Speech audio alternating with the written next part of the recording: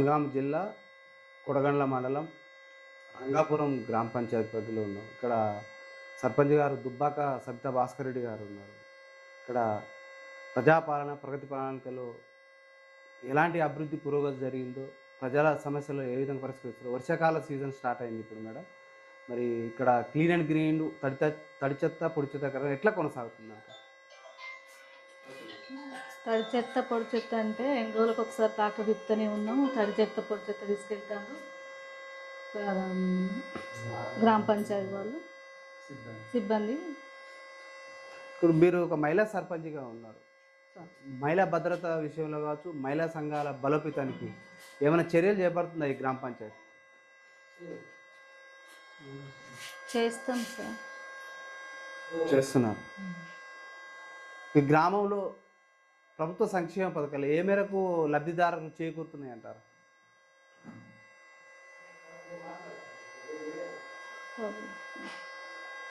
ఇందిరమ్మ ఇండ్లు కావచ్చు, కొత్త రేషన్ కార్డులు కావచ్చు, కొత్త పెన్షన్ల దరఖాస్తులు ఏమైనా వచ్చినాయా? ఇక్కడ వచ్చినాయి సార్. ఎంతమంది అరువులు తేలిండ్రు? పెన్షన్లకు పెట్టుకున్నారు, కొత్త రేషన్ కార్డులకు పెట్టుకున్నారు. కొన్ని రేషన్ కార్డ్స్ వచ్చినాయి, పెన్షన్లు రాలేదు. ఇంకా ఇందిరమ్మ ఇండ్లు వచ్చినాయి. వచ్చిన వాటిల్లో దాదాపు కంప్లీట్ అవుతాయి. ఇక్కడ మీరు సర్పంచ్ గెలిచిన తర్వాత మొదటగా ఏమైనా పనులు చేపట్టారా? చేస్తే ఎంత పురోగతులు ఉన్నాయంటారు? ఈ పనులు అంటే మోటార్లు అవి వాటర్ సప్లై చేసుకుంటాను. అన్ని రిపేర్లు ఏమైనా ఉన్నా రిపేర్లు ఉన్నా చేసుకుంటున్నాం. ఒక ట్యాంక్ రిపేర్ చేయించినాం. తాగునీటి సమస్య కావచ్చు, డ్రైనేజీ సమస్య రోడ్లు, కంప్లీట్ చేసినాం సార్. వీధి లైట్లు వేసినాం, వీధి లైట్లు వేయించినాం. తాగునీటి సమస్య కూడా దాదాపు చాలా వరకు కంప్లీట్ చేయించినాం సార్. గ్రామంలో ప్రజా ఫిర్యాదులు వేటిపై ఎక్కువ వస్తున్నాయి, మీరు ఎట్లా పరిష్కరిస్తారు? ఫిర్యాదులు అంటే సమస్యలు ఉంటాయి, గ్రామ సమస్యలు వేటిపై ఎక్కువ వస్తున్నాయి? ఇట్లా భూ సమస్యలు, సాదా బైనామా సమస్యలా, లేకపోతే కుక్కల పెడదనా, కోతుల పెడదనా, వేటిపై ఎక్కువ వస్తున్నాయి? లేకపోతే భూ పంచాయతీలు, పట్టా పాస్బుక్ వాటి దాని గురించి వస్తుంది. మరి ఇవి పరిష్కారానికి గత ధరణి పోర్టల్లో ఇబ్బందులు పడ్డారు రైతులు కావచ్చు, ప్రజలు. మరి ఇప్పుడు భూభారత్ చట్టం వచ్చింది. ఈ చట్టం ద్వారా సాదా బైనామా కావచ్చు, మిస్సింగ్ సర్వే నెంబర్లు కావచ్చు, వీటిని పరిష్కరించడానికి రెవెన్యూ అధికారుల దృష్టికి ఏమైనా తీసుకుపోయారా, లేకపోతే ఎమ్మెల్యే దృష్టికి ఏమైనా తీసుకుపోయారా? మరి వీటిని పరిష్కరించే బాధ్యత ఒక సర్పంచ్కి ఉంటుంది.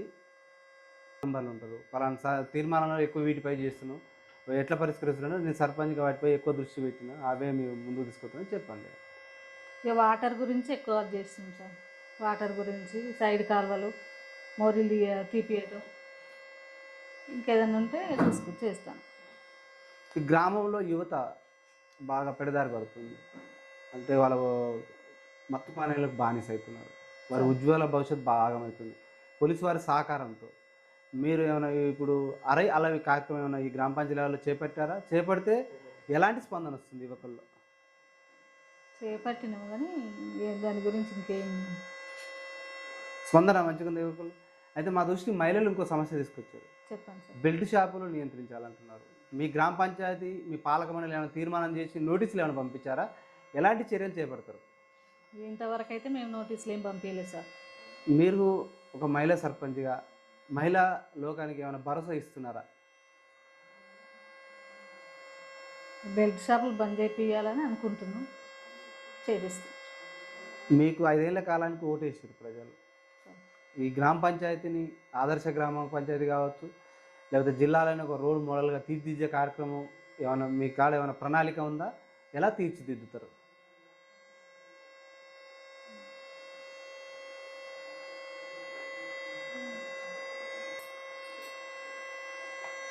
ఫస్ట్ వాటర్ది వేసుకుంటాం సార్. రెండోది ఇప్పుడు బెల్ట్ షాపులు అంటే దాన్ని కూడా దాదాపు చేసే తీర్థం.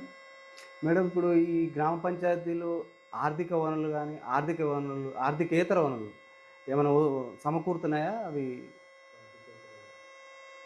ఇక్కడ వనరులు ఏం లేవు. ఇంటి పన్ను ద్వారానే, ఇంటి పన్నులు, నల్ల పన్నులు, ఇంటి పన్నుల వరకే కదా సార్. 300 రూపాయలు 200 రూపాయలు అంటే ఒక 400 మేడం, కేంద్ర రాష్ట్ర ప్రభుత్వాల నుంచి నిధులు సకాలంలో ఈ గ్రామ పంచాయతీకి అందుతున్నాయా? అందితే ఎట్లా ఏ అభివృద్ధి పనులకు ఎక్కువ వాడుతున్నారు? ఇప్పటి వరకు అయితే వాటర్కే ఎక్కువ వాడినాం సార్. రాష్ట్ర నిధులు అందుతున్నాయా? లేదు. ఇప్పటి వరకు వచ్చిన నిధులు ఇక్కడ జీతాల వరకే సరిపోతున్నాయి సార్. ఇక వాళ్ళు వసూలు చేసిన దాంట్లో బిల్లు ఇంటి పనులు వసూలు చేస్తారు, వాళ్ళ జీతాల వరకే సరిపోతుంది. ఇక్కడ గ్రామ అభివృద్ధి విషయంలో, గ్రామ సమస్యల పరిష్కార విషయంలో ప్రజల భాగస్వామ్యం ఏ మేరకు ఉందంటే ఏం చెప్తారు?